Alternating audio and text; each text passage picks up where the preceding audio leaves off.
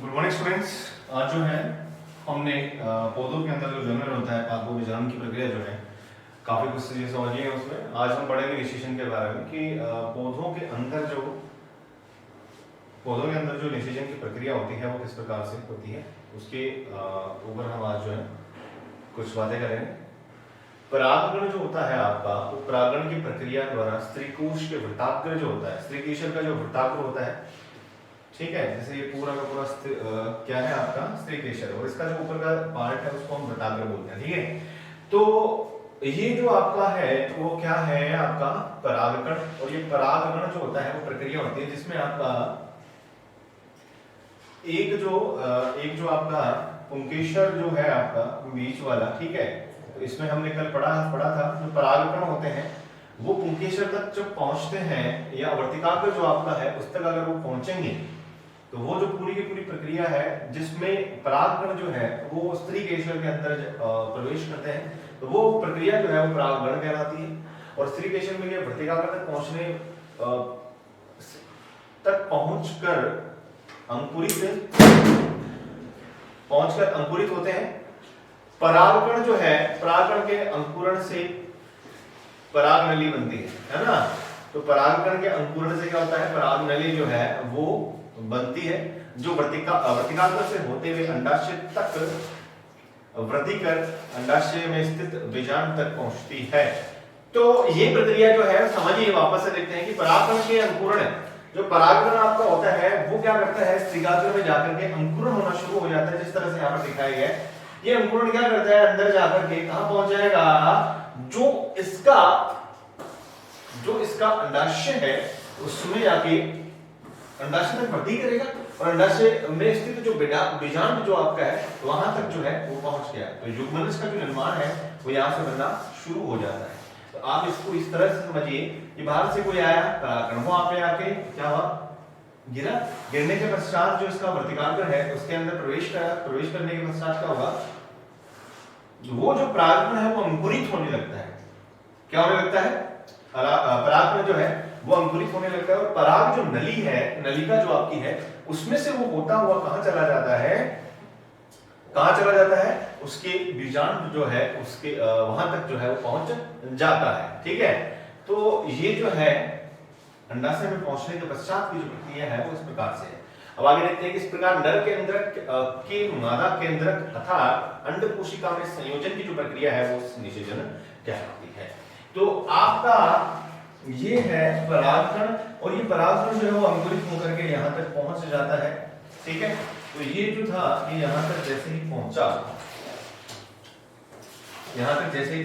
तो ये पूरी की पूरी जो प्रक्रिया है वो क्या कहलाती है, निषेचन कहलाती है। क्या कहलाती है, निषेचन कहलाती है। क्या कहलाती है, निषेचन जो है वो कहलाती है। समझ लेना।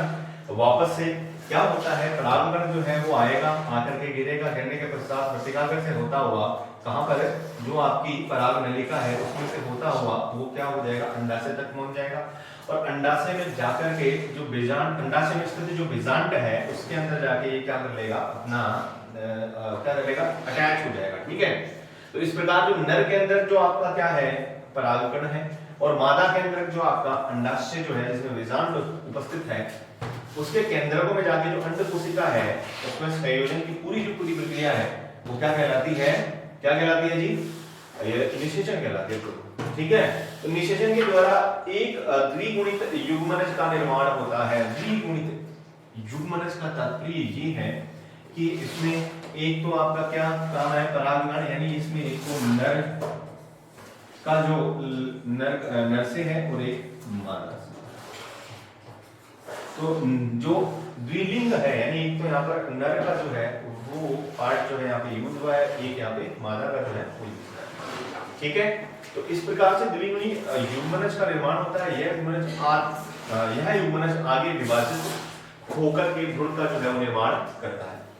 ये क्या करेगा, आगे क्या होगा, डिवाइडेशन इसका होता जाएगा, और डिवाइडेशन होने के पश्चात क्या करेगा, एक ही भ्रूण का जो निर्माण है वो कर लेता है। तो युग्मनज बनेगा, और युग्मनज जो है वो दूसरे का बन जाएगा, मतलब बार बार यूज करके भ्रूण का जो निर्माण है वो कर लेगा। ठीक है, इस प्रकार निषेचन के पश्चात बीजांड जो है, बीजांड से बीज व अंडाशय से फल का जो है वो निर्माण होता है। तो ये बाहरी जो परत है आपकी यहाँ पर, बाहरी जो परत है ये क्या है, अंडाशय का है। अंदर की तरफ जो है वो क्या है, बीजांड है। बीजांड में क्या होगा, बीज का निर्माण होगा। पर अंडाशय जो है वो किसका निर्माण कर लेगा, प्रवर्धन के पश्चात फल का निर्माण करेगा। उसका फल का निर्माण जो है कर लेगा। समझ गए? तो फल के उपयोग के पश्चात जो बीज स्वतंत्र होकर उगकर नए पादप जो है वो बनाते हैं।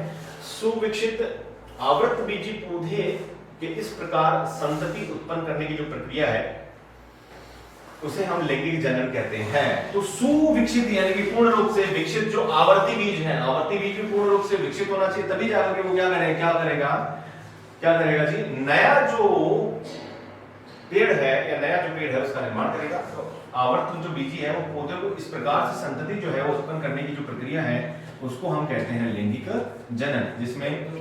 जिसमें क्या है प्रक्रिया जो समझाई है निषेचन की हो गई, आपकी जो संपूर्ण प्रक्रिया है वो आपको यहाँ पे अवगत मैंने करवा दी है। तो आशा करता हूँ कि ये जो चीज आपको समझ में आ गई है। एंजियोस्पर्म में भ्रूण पोषण त्रिगुणित होता है। तो एंजियोस्पर्म जो है उसमें जो भ्रूण, ये पेड़ है, ठीक है, इसमें जो भ्रूण का जो पोषण होता है वो त्रिगुणित होता है। ठीक है, तीन जो है उसमें फलक होते हैं, यानी कि ये क्या करता है, तीन जो है तीन जो लेयर है, कह लो कि तीन यहाँ पर जो पार्ट होते हैं वो यहाँ पर होने जरूरी होते हैं। ठीक है, जिसमें अगर यहाँ पर जैसे यहाँ पर तो दो ही है, एक आपका परागकण हो गया, एक आपका अंडाशय जो है वो हो गया। यहाँ पर दो परागकण और एक अंडाशय की जरूरत रहती है एंजियोस्पर्म में। ठीक है, फल और बीज का जो विकास है उसके बारे में हम देखेंगे। तो निषेचन के पश्चात अंडाशय से फल जो है, निषेचन के पश्चात निषेचन जो जैसे हो जाता है उसके बाद में क्या होता है कि अंडाशय जो है वो तो वही का निर्माण कर लेगा। ठीक है, और जो बीजांड है, बीजांड से बीज का जो निर्माण होता है, तो ये बात समझ गए। तो फल और बीज का निर्माण कैसे हुआ, निषेचन के पश्चात अंडाशय जो है उससे फल बनेगा और बीजांड जो है उससे क्या बनेगा, बीज बनेगा। तो बीज में एक भ्रूण पाया जाता है जो अंकुरण के पश्चात एक नए पादप का निर्माण जो है उसमें उत्तरदायी होता है। तो ये बहुत ही महत्वपूर्ण है, बहुत ही ज्यादा क्या है, महत्वपूर्ण है। तो आप इस बात को समझिएगा कि किस तरह से है और ये क्या चीज है, समझ लो। चलिए आगे देखते हैं इसी चैप्टर में। तो देखते हैं कि यह भी जाने आपको इनके बारे में थोड़ा पता होना चाहिए कि सबसे जो बड़ा पुष्प है वो कौन सा है। अब इस प्रश्न जो है वो एग्जाम में पूछा जा सकता है, कॉम्पिटिटिव जो एग्जाम है उसमें भी पूछा जा सकता है। तो सबसे बड़ा जो पुष्प है वो है रैफ्लिशिया। क्या है, रैफ्लिशिया जो पुष्प है वो सबसे बड़ा पुष्प है।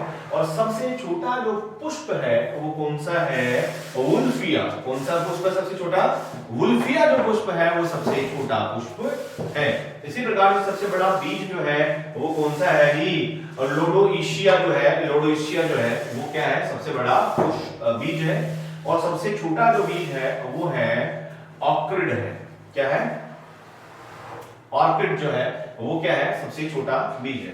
तो ऑर्किड आपका क्या हो गया, सबसे छोटा बीज हो गया। और सबसे बड़ा बीज जो है वो क्या हो गया जी, उसका नाम क्या है, लोडोइशिया जो है वो सबसे बड़ा बीज है। और सबसे छोटा बीज जो है वो है ऑर्किड है। ठीक है, सबसे छोटा जो पुष्प है वो वुल्फिया और सबसे बड़ा जो पुष्प है वो है रैफ्लिशिया। तो ये जो नाम है आपको याद रखने हैं। चलिए आगे हम देखते हैं। यह सभी फलों में बीज होते, क्या सभी फलों में बीज होते हैं, किन फलों में बीज नहीं होते हैं। आप इस प्रश्न का जो जवाब है आप खुद अपने मन में सोच के देखिएगा, क्या सभी जो फल होते हैं उसमें बीज होते हैं।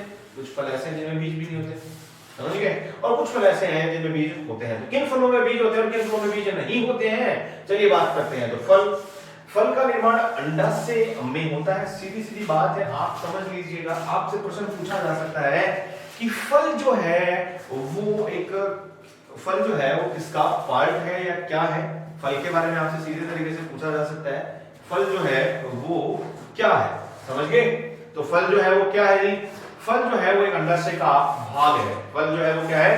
अंडाशय का भाग। अर्थात परिपक्व अंडाशय ही क्या है जी? फल है। परिपक्व अंडाशय जो है वो ही क्या है? फल है। तो ये बात ध्यान रखना कि परिपक्व जो आपका अंडाशय होता है उसे ही क्या कहते हैं? एक तरह से फल कहते हैं।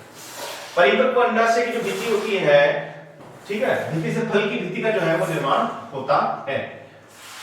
फल मुख्यतः दो प्रकार के होते हैं। फल मुख्यतः कितने प्रकार के होते हैं? दो प्रकार के होते हैं, सत्य फल और असत्य फल, यानी वास्तविक फल और आभासी फल। तो वास्तविक फल और आभासी जो फल है उसके बारे में हम चर्चा करेंगे। तो सत्य फल जो है वो क्या है?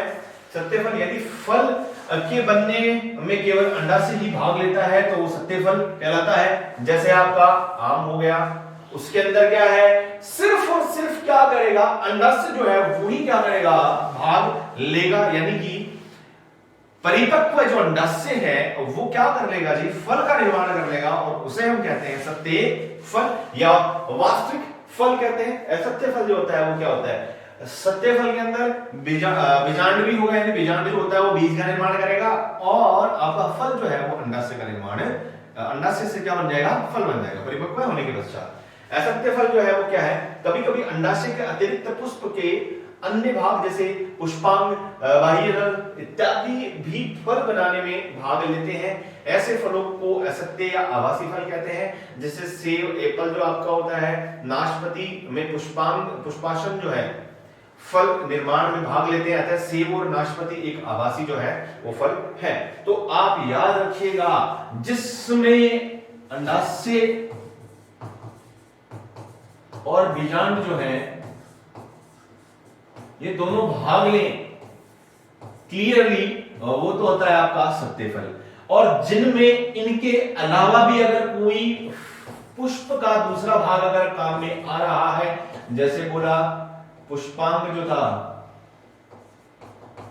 ठीक है, वो यहां पे काम आया पुष्पांग, ठीक है, पुष्पाशन जो है वो काम आया, या पुष्प के अन्य जो भाग है जैसे पुष्पाशन हो गया, बहिदल हो गया इत्यादि जो भी भाग है वो फल बनाने में क्या है? उसमें इन्वॉल्व हो रहे हैं, या फल बनाने में क्या है? सहायक है। इस वजह से हम उन्हें क्या कहते हैं? असत्य फल या आभासी फल कहते हैं। एग्जाम्पल बता दिया, सेब जो है, एप्पल, नाशपाती जो है, इन दोनों के अंदर क्या होता है? पुष्पाशन जो है वो फल का निर्माण करने में निर्माण करने में भाग जो है वो लेते हैं। अतः सेब और नाशपाती क्या है? आभासी फल जो है वो होते हैं। समझ गए मेरी बात? चलिए आगे जो है हम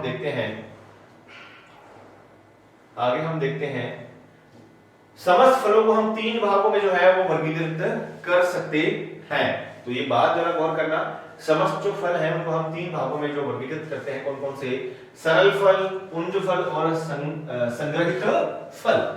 तो सरल फल, पुंज फल और संग्रहित जो फल है वो क्या है, किस तरह से है, इनके बारे में चर्चा कर लेते हैं। तो ये जो पार्ट है हमारा, इसमें जैसे सरल फल होता है वो क्या होता है?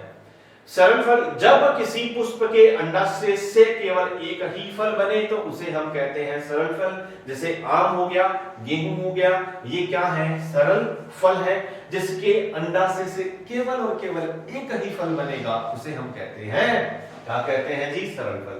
पुंज फल, जब एक बहु अंडपी पुष्प में व्युत्ता अंडपी जो है, अंडाशय से अलग अलग फल बने परंतु समूह के रूप में रहें तो उन्हें हम पुंज फल कहते हैं। जैसे स्ट्रॉबेरी आपका जो है वो एक पुंज फल का उदाहरण है। इसमें ये कहना चाह रहा है अगला कि जब एक बहु अंडपी यानी कि बहुत एक फूल के अंदर अगर अंडाशय जो है वो उनकी मात्रा जो है वो ज्यादा है, और ऐसा फूल जिसमें अंडाशयों की मात्रा जो है वो बहुत ज्यादा है, तो पुष्प के व्युत्तांडपी अंडाशय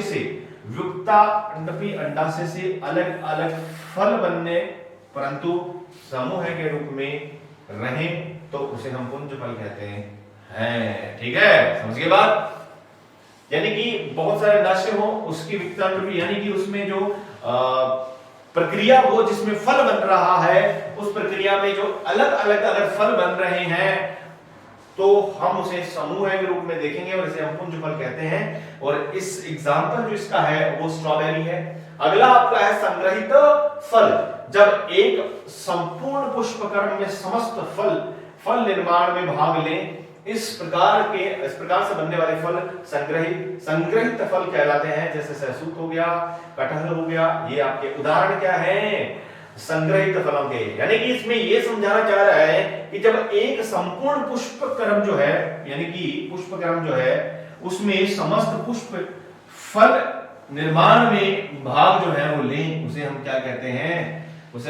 संग्रहित फल जो है वो कहते हैं। सारे के सारा जो पुष्प का जो अंग है वो प्रयुक्त हो किसी फल के निर्माण में, उसे हम कहते हैं संग्रहित फल कहते हैं। ठीक है, अगला आपका बच गया है अनुवांशिकता, जो हम पढ़ेंगे हमारे नेक्स्ट वीडियो के अंदर। ठीक है, धन्यवाद।